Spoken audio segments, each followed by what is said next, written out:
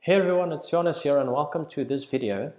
So in this video I'm going to talk about frontal systems. Now the reason why I've decided to make a video about frontal systems is I've seen a lot of student pilots that really struggle to understand frontal systems, cold fronts, warm fronts, occluded fronts, what happens with the wind when you look at a frontal system and all these things. So this is typically a piece of content that you get a lot of questions on when you do your pilot theoretical exams, right?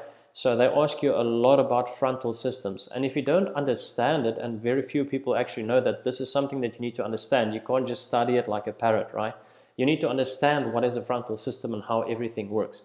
So if you don't understand it, then you go into the exam having to memorize all the answers, which is not ideal. And then also as a pilot, you probably want to understand a frontal system, right? Because if you don't understand it, then you're probably not, as knowledgeable as you should be. So having access to information about frontal systems and really understanding how they work is really important, as a professional pilot, and it helps you make informed decisions and keep your passengers safe, right? So let's have a look at frontal systems and let's see what we're going to cover in this video. So I want to talk to you about the definition of what is a front. I think that's really important to start with. And then we'll have a look at three different fronts. We'll have a look at a cold front, how that is formed, what it is, how it works. And then we'll look at a warm front. Same story there. We'll see how it's formed, what it is, and how it works. And then lastly, we'll look at the occluded front, right? And I'll tell you all about an occluded front, what that is. I'll show you a few pictures. And then lastly, once I've covered the content and I've explained how everything works, then we can look at 5 questions and how you can answer them in the exam, right? And that'll give you a really good idea of how to think about these frontal systems when you get questions on them in the exam, right? So I'll take you through my thinking process and I'll explain things to you. So let's get started straight away. So let's look at the definition first. Now, what is the definition of a front? It's obviously important to know what it is, right? So a front is just a zone separating two air masses, right? It's the zone on the ground or the boundary on the ground that is separating two air masses. So typically a cold air mass is moving faster than a warm air mass, right? So typically you have a cold air mass catching up with a warm air mass, but that is not always the case. So you can either get a cold front or you can get a warm front, right? So you either have cold air catching up with warm air, or you have warm air catching up with cold air, right? So a front is just the dividing line, the zone between these two air masses. Now, something that very few people know and understand is that a front is formed in a low pressure, right? So a front is something that forms around a low pressure. Another name for a low pressure, if you see this in your exams, is a cyclone or a depression. Those are all the same things, right? A low pressure system, a cyclone, and a depression, that's all the same thing. So a front forms around a low pressure. That's really important to know. A cold front, a warm front, and an occluded front forms around a low pressure system. So we'll have a look at the pictures of a low pressure system and how the fronts move around the low pressure system. But before we get there, I've basically just decided to draw you a very basic picture of what a front is, right? So if you look at the picture on the left-hand side of on my screen at the bottom left, you'll see the blue block is cold air and the red block is warm air, right? So when cold air catches up with warm air, that dividing line on the ground is called your front line. So that is what the front is. It's just that point between the two air masses where they catch up with each other. So a cold front would be cold air catching up with warm air, right? And obviously then something happens and we'll see what happens just now. And a warm front is just the opposite. That's when warm air is catching up with cold air, right? And the front, in the case of these pictures, will be just indicated by this black line dividing these two blocks of blue and red, right? So this is obviously assuming that you're looking at it standing on the ground and you're looking at it from a profile view perspective, right? So like you're seeing the front moving, so the warm air is moving, the cold air is catching up. Now this is obviously like, if you have to explain it to an 8-year-old who wants to understand what is a front, then you'll show them a picture like this. This is not really how it works, but this is the basics behind it. So this is where everything starts. Now, if you want to see what it really looks like and you want to, basically look at it from the top, then in the northern hemisphere, this is what a frontal system would look like, and in the southern hemisphere, that's what a frontal system would look like. So you can see firstly that they form around a low pressure system or a cyclone or a depression, right? Everything's, all three of those words are the same. Now, the red one, the red line indicates to you, so let's start with the northern hemisphere first, right? The red line indicates a warm front, and the blue line with the shark teeth indicates a cold front, right? So that would be the line on the ground where the two air masses collide, and that would be the for the cold front, and that would be the line on the ground where the two air masses collide for a warm front. Now, the most important thing here to understand is the different types of air masses that you have and their temperatures, and then also the circulation around a low pressure system. Because in the northern hemisphere, circulation around a low pressure system is anti-clockwise, right? The air moves anti-clockwise, inwards and upwards. That's in the northern hemisphere. In the southern hemisphere, around a low pressure system, the air is moving clockwise, right? And typically you'll find that you always have a cold front lagging behind a warm front, right? So, and a cold front typically moves faster than a warm front as well. So typically your cold front catches up to your warm front, but we'll get there just now in a bit. So looking at the air and the temperature distribution of the air, if you look at a frontal system in the northern hemisphere, if you look at your cold front line over there, behind your cold front line you have cold air, right? And then ahead of the cold front line you typically have your warmer air, right? And then if you look at the warm front line, then behind the warm front you have your warm air, and ahead of the warm front you have cool air, right? So that would be for the northern hemisphere. Now in the southern hemisphere it's exactly the same thing. The flow is just clockwise, right? It's not anti-clockwise as in the northern hemisphere. So behind the cold front you can see you have your cold air, then between the cold front and the warm front you have your warm air, or you can see it as behind the warm front you have your warm air, and then ahead of the warm front you have cool air, right? So this is really important to understand, right? You must know which way the flow is around a low pressure in the northern and the southern hemisphere. You must obviously know what the line looks like of a cold front. It's the blue line with the shark teeth, and a warm front is the red line with like these half circles on them, right? So that's what they look like. Now, if you were to look at it, so that is like a top view, right? If you look at a frontal system from above, so like from a satellite, and you see a cold and a warm front, that's what it would look like. But if you look at it from the side, then this is what a cold front would look like. So over here, this section over here of the picture you can see is your cold air, and this section over here is your warm air, right? Now basically what happens when you have a cold front is the cold air starts digging in below the warm air. So cold air firstly catches up with warm air, so you have these two air masses, right? And the cold air is moving faster, it catches up with the warm air, and then what happens, as you can see, it's like a shovel, right? The cold air starts digging in below the warm air. Why does that happen? Well, it's because cold air is more dense, right? It's like more thick. So therefore it digs in below the warm air and it forces the warm air to rise. And that's why you typically get clouds like Charlie Bravo, so your cumulonimbus cloud. Ahead of the front you typically get your altocumulus, your cirrostratus, and your cirrus cloud.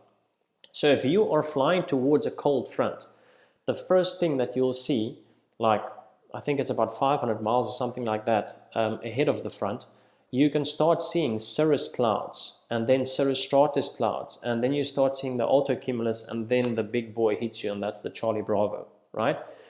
So in this case, obviously we're assuming that the wind is blowing to the right of my screen. So you've got the cold air there, you've got the warm air, and why is it called a cold front? Well, it's because cold air is digging in below warm air and forcing the warm air to rise.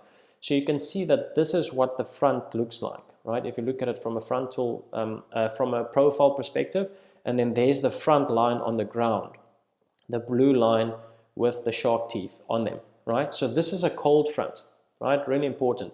We'll talk about the wind and how everything changes. I'll show you a very easy way to remember what happens with the wind. If you get asked a question on what happens with the wind, you know, around a cold front or a warm front, etc. So like I've said, that's basically what the symbol looks like on a chart, or on, you know, when they show the weather on the TV. This is typically the symbol of a cold front. So shark teeth, and it's typically blue, and then ahead of the cold front you have your warm air. In this case, what I forgot to mention is the front is always moving in the direction which the shark teeth is pointing in, right? So in this case, to the right of my screen. So you've got cold air moving to the right of the screen, warm air moving to the right of the screen, and the front is also moving to the right of the screen. And that over there is the dividing line between your cold and warm air. So that's a cold front. Now, if you were to look at, a weather station, or, you're looking at the weather on the TV, then typically this is what it would look like, right? So they show you a cold front like that with the shark teeth, and you can see how the clouds and everything form here, right, on this cold front. You can see with the satellite view that they show you here, and you can also see that it's forming from a low pressure system, right? Now, as you can see, this is anti-clockwise movement around the low pressure. So this is in the northern hemisphere, and you can see that is true because there's New York, Chicago, St. Louis, Toronto, all these places, right? We haven't talked about a warm front, that's still coming, but you can see there's a little warm front ahead of this big cold front over here. So this is what a cold front looks like when you're looking at, general weather and satellite and radar. But as a pilot, we use something different. We use something called a significant weather chart, right? Because we need to see what is the height of the tropopause, and we need to see, which jet streams are around, how high are they. We need to see the specific type of clouds. Is it altocumulus, and is it broken or is it scattered? All these things. So a significant weather chart is typically a chart that we use to see significant weather, like rain, turbulence, icing, all these things, jet streams, all these things, right? So if you look at a significant weather chart, this is what it looks like. And the reason why I'm showing you this is to show you that they don't give you the fronts in color. So you can't go and identify blue or red to see whether it's a warm front or a cold front. You need to know what it looks like, right? And I've put a red block around a cold front on this significant weather chart. This is of Europe. This is of Europe. There's Italy there at the bottom. So there you can see as a cold front system, right? So that over there is a cold front system, and you can see it's moving anti-clockwise as well. So the low pressure system is probably sitting here somewhere, right? So it's moving around the low pressure system or around the depression. So that's what a cold front would look like on a significant weather chart. So you can only identify it by looking at the shark teeth, not at the color. Really important. Then, when we look at a warm front, so that's basically cold fronts, right? It's as easy as that. It's cold air catching up with warm air, and the cold air is digging in below the warm air, forcing the warm air to rise, and that causes cumulonimbus cloud, thunderstorms, and rain. Now, a warm front is just the opposite of that. The warm front is when warm air catches up with cold air, right? And what happens now is, remember, warm air is not as dense as cold air. So warm air cannot dig in below cold air to force cold air to rise, because cold air is more dense, right, and heavier. So what happens in the case of a warm front is that the warm air actually glides over the cold air. So the cold air stays at the bottom and the warm air glides over the cold air. So that's basically what happens.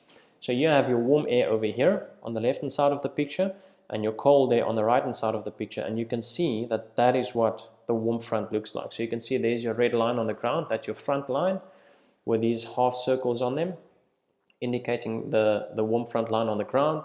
And then you can see the warm air just gliding over the cold air, and that causes stratus cloud, nimbus stratus cloud, then altus stratus, cirrus stratus, and then cirrus, right? And typically with a warm front, the gradient, as you can see, is not as strong as with a cold front. This is a much more gradual gradient compared to this one over here. This is a really steep gradient, right? So you have more severe weather in here because there's more instability. So this is a smoother gradient or a shallower gradient. And that's what warm front is. It's warm air moving over cold air, right? And then obviously you get certain cloud types. Now, if you were to look once again at it on the TV, you'll see the warm front is indicated by a little symbol like that, once again around a low pressure system, really important, and you can see it's moving anti-clockwise. And you can see the warm front is ahead of the cold front, right? This is always how you'll see it. The cold front catches up to the warm front. And then if we look at the same significant weather chart, so if you had to go and identify where on this chart is a warm front, well, I've put a red block around it. It's the same chart as what we had previously for the cold front, right? The cold front was over here on the western side, on the west coast of Europe. And now you can see there's a warm front over here. right? Once again, no colors, right? So only black and white, so you need to be able to look at the symbol and see what does a warm front look like. Really important for the exam. So let's have a look at an occluded front. So I mean, that was a cold front and a warm front. Really straightforward and simple, right? I'm not going to go, in this video, guys, I'm not going to go into the details of what type of precipitation you get and exactly what cloud types. I mean, you could see it on the picture over there, and there's lots of information on the internet on that as well, right? I rather want to focus on showing you how to think about occluded fronts and how to be able to answer questions in the exam, right? When it comes to clouds and precipitation types, that you just have to study. You need to know what cloud types a cold front has and what cloud types a warm front has, right? You just need to know that. So that's something that you have to study. Now, let's see, what is an occluded front? So the definition of an occluded front is when two fronts occlude, or when they catch up with each other.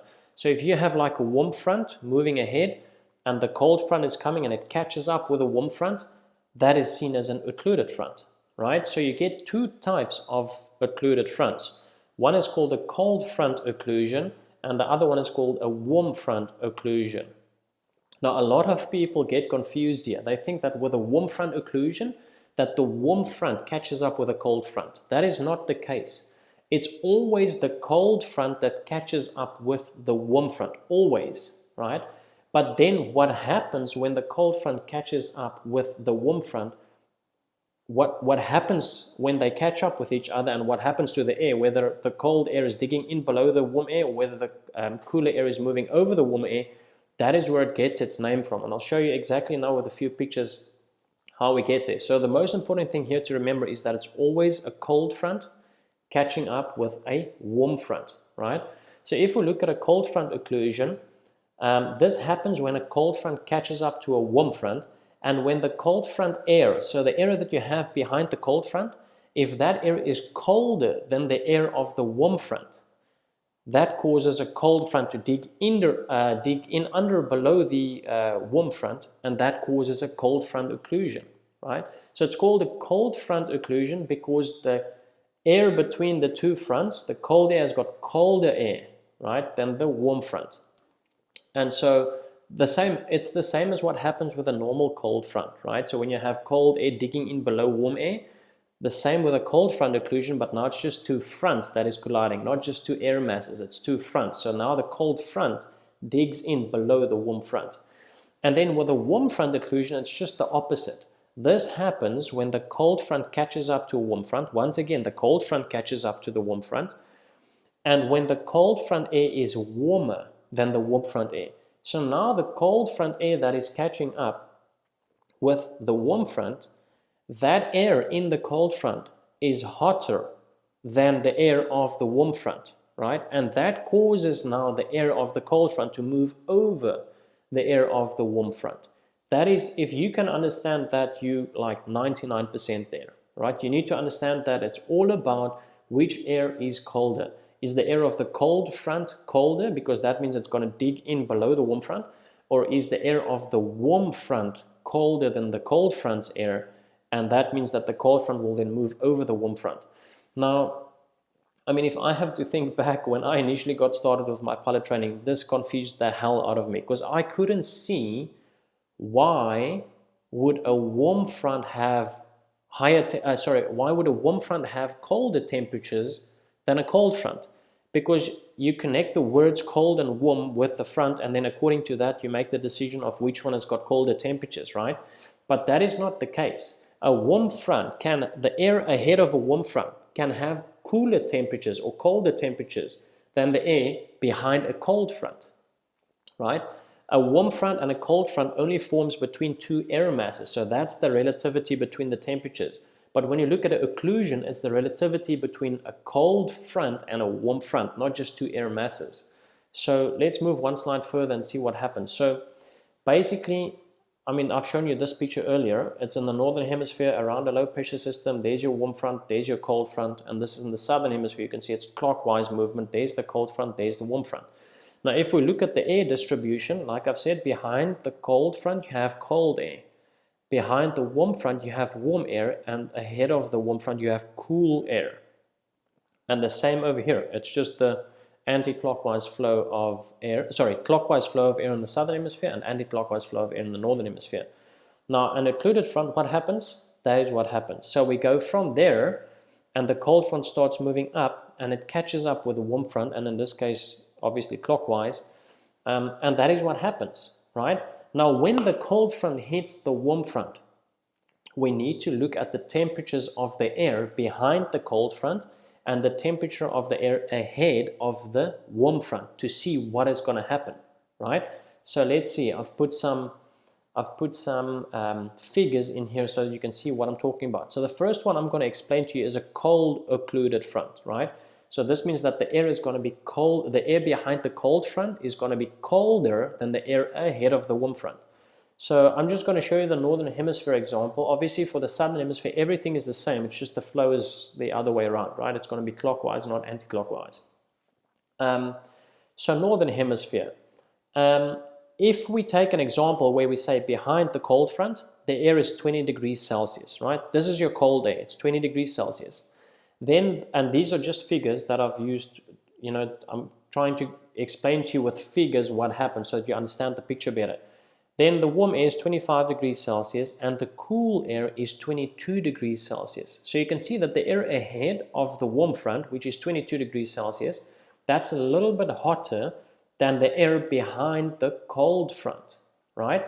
Which means that when the cold front catches up to the warm front, then the air behind the cold front is going to be cooler and colder and more dense than the air ahead of the warm front, and so therefore the cold front is going to dig in below the warm front, right? So that's basically going to happen, right? So you can see the air behind the cold front is cold, it's 20 degrees Celsius, and the air ahead of the warm front is 22. So that's the comparison that we make to see what is going to happen in terms of, is it a warm front, a warm occluded front or a cold occluded front? We look at those two temperatures. So you look at the temperature of the air ahead of the warm front and the temperature of the air behind the cold front. Those two you compare.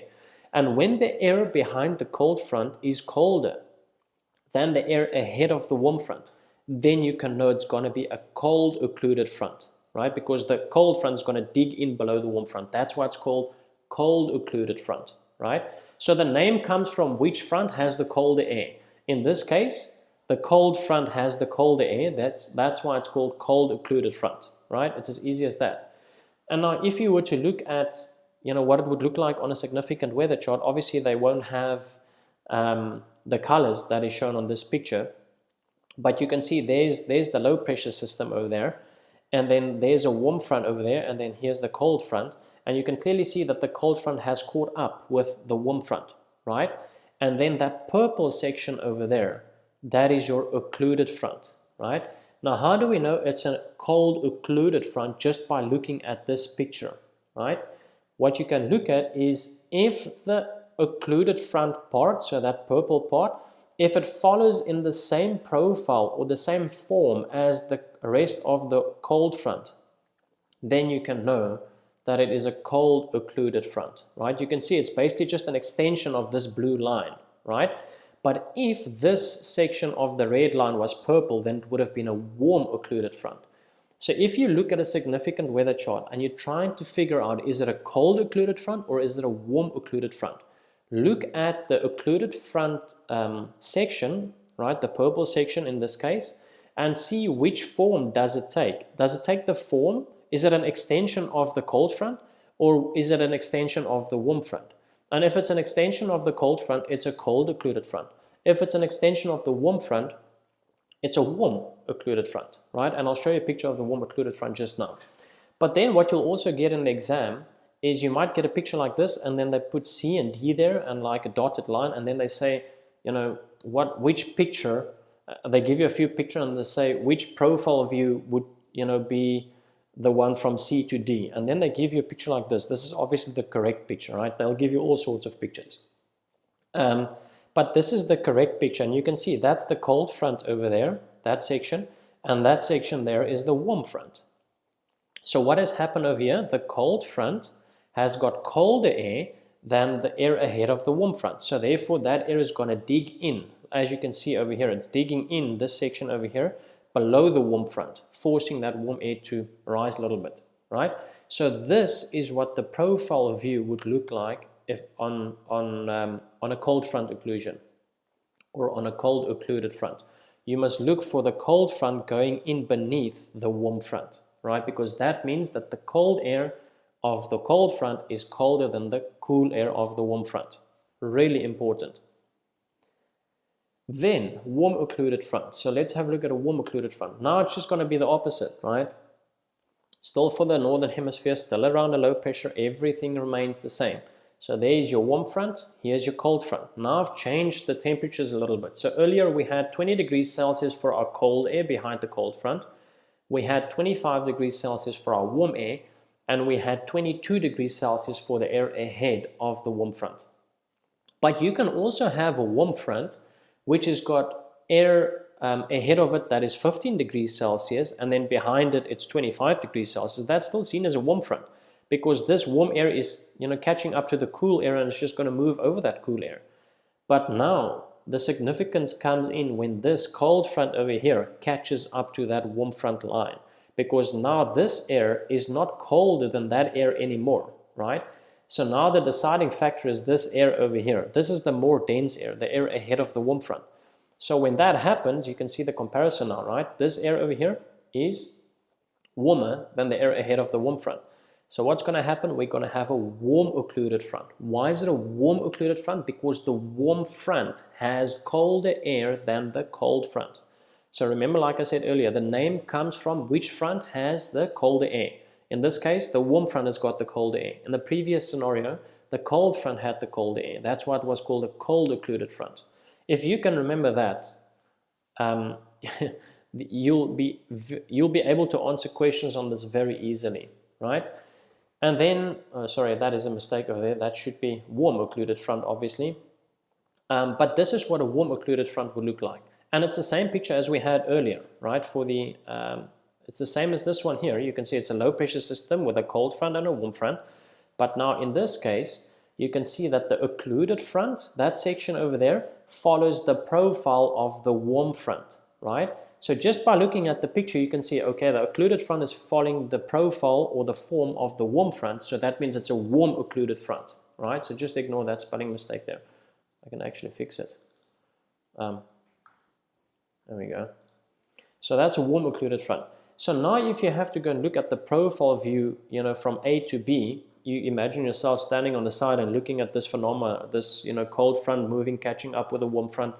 What it would look like is shown by this picture over here, right? So now you can see here's the cold front line, right? And there's the warm front line. And remember earlier the cold front line was digging in here below the warm front, right? But now you can see, because it's a warm front occlusion, now this air of the cold front is not as cold as the air ahead of the warm front, right? So this air is seen as cool air. So therefore this air is just going to glide over the air of the warm front, right? So therefore it's called a warm occluded front or a warm front occlusion. So that's what the profile view would look like.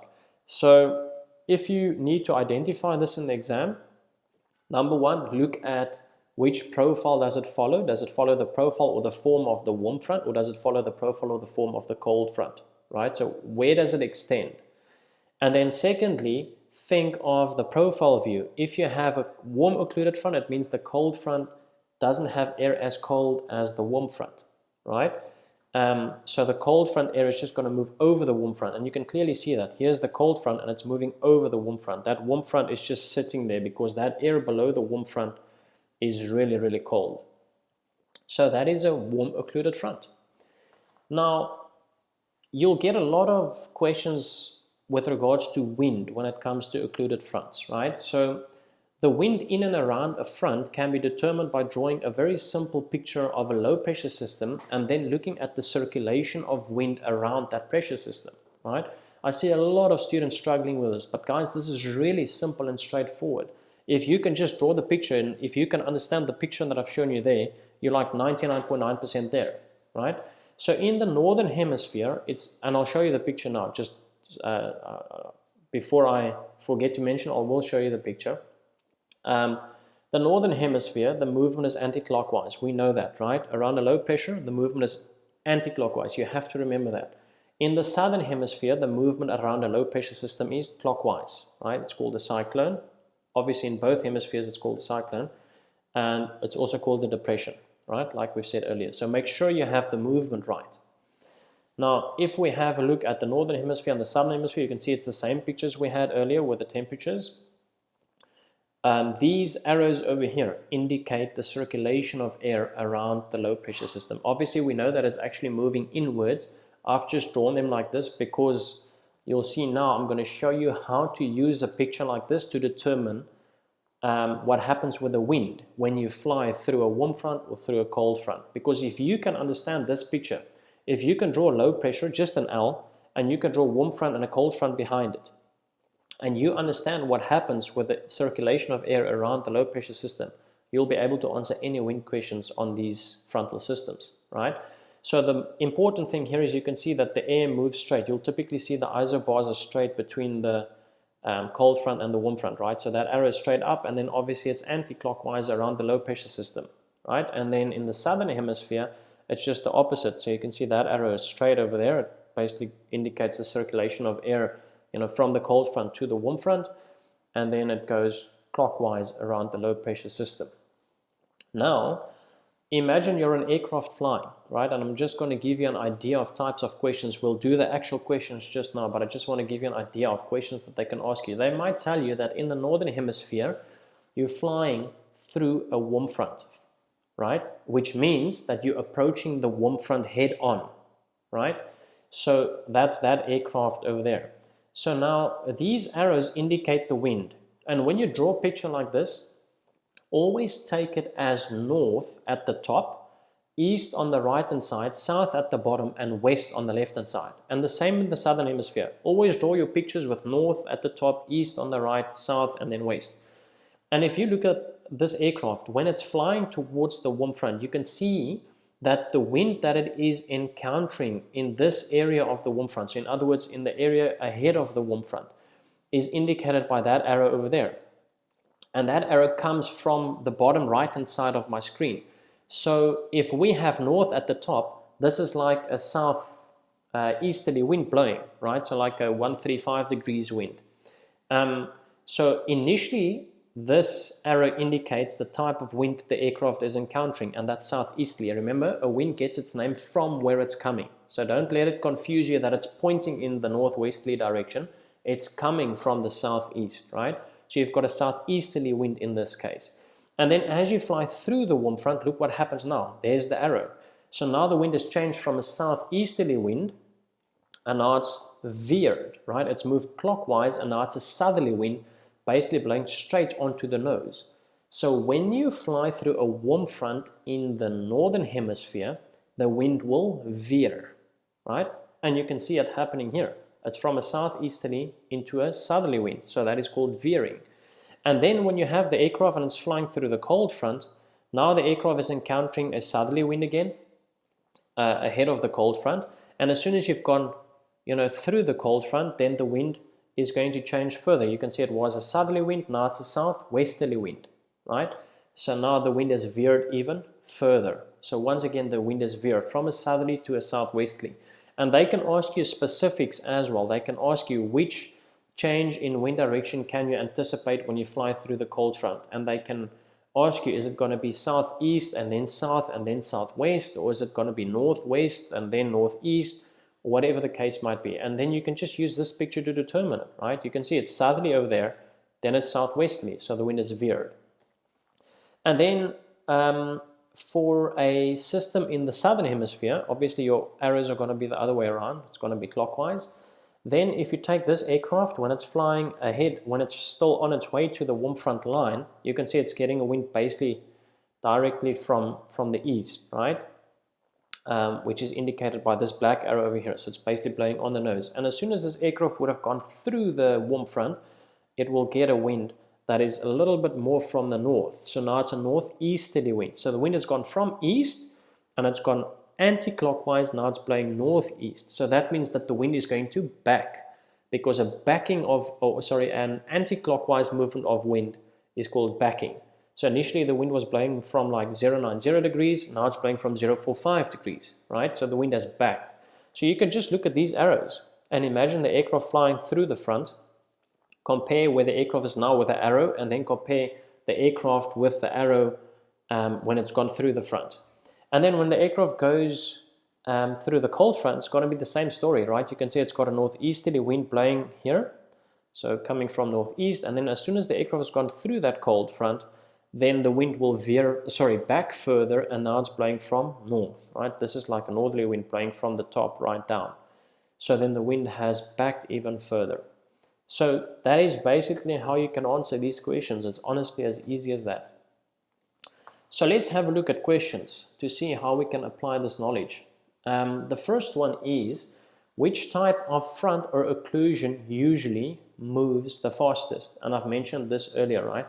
It's the cold front or the cold front occlusion. So a cold front always moves faster than a warm front, or a cold front occlusion usually moves faster than a warm front occlusion, right? Colder air always moves faster, it's more dense, right? So therefore it moves faster.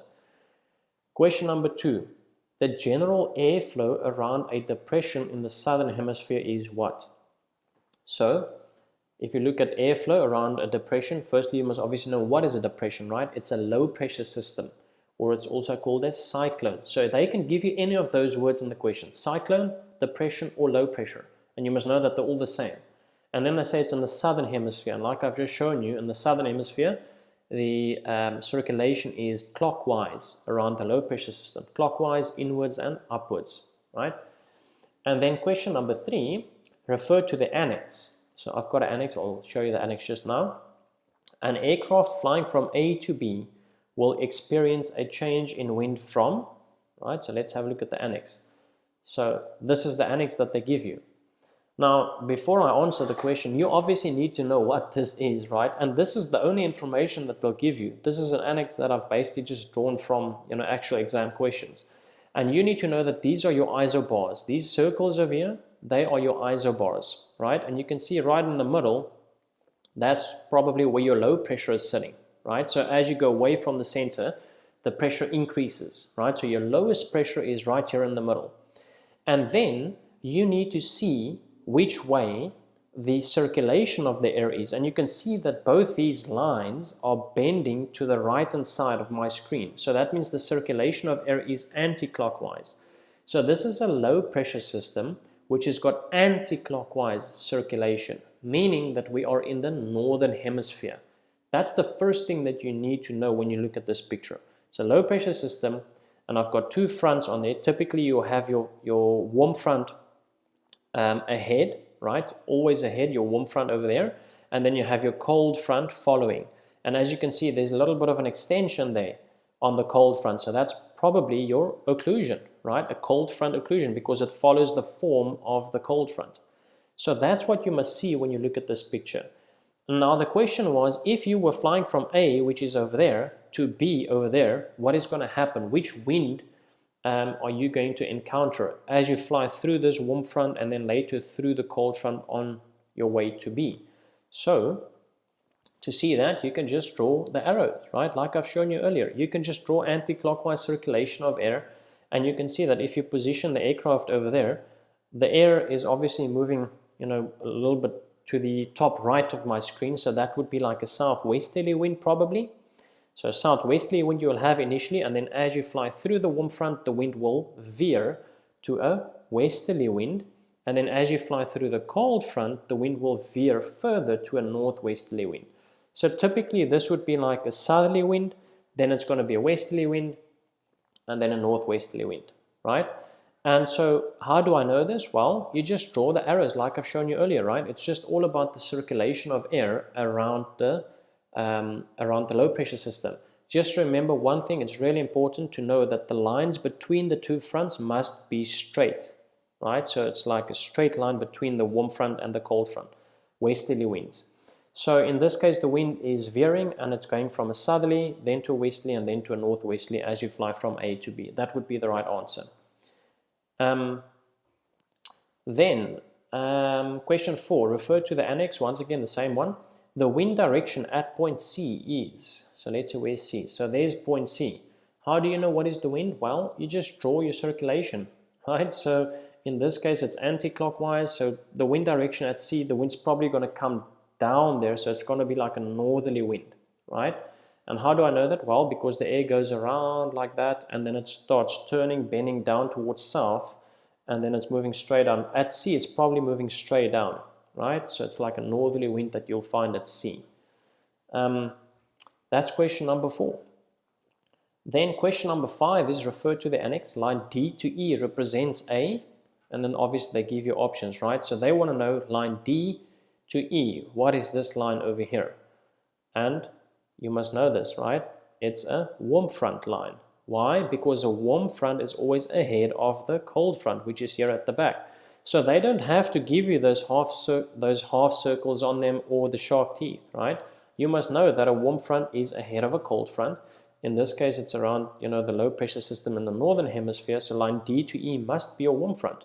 And then if there was like a F to G, that would be, typically your cold front or your cold front occlusion. That's what the answer for that would have been. So guys, that's it from my side. I really hope you enjoyed this video. If you did, hit the like button, and then also subscribe to my channel if you like these type of videos. I'll be making, one of these videos every week if I have the time in my schedule. And yeah, it's important for me to make videos that you guys like watching and to answer questions that you have for your exams, right? So if you have some other things that you're struggling with, questions that you don't understand, whether it's about fronts or about gyros or about flight planning, whatever the case might be, just let me know in the comments section.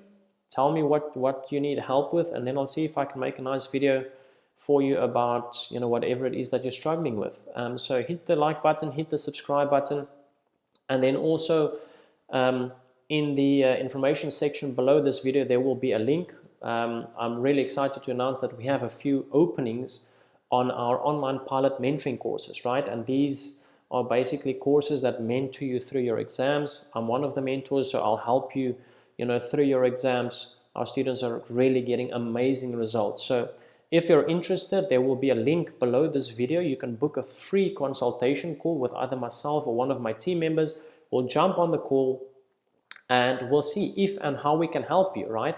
And even if you don't decide to join our course, well, you'll get really valuable information on that call.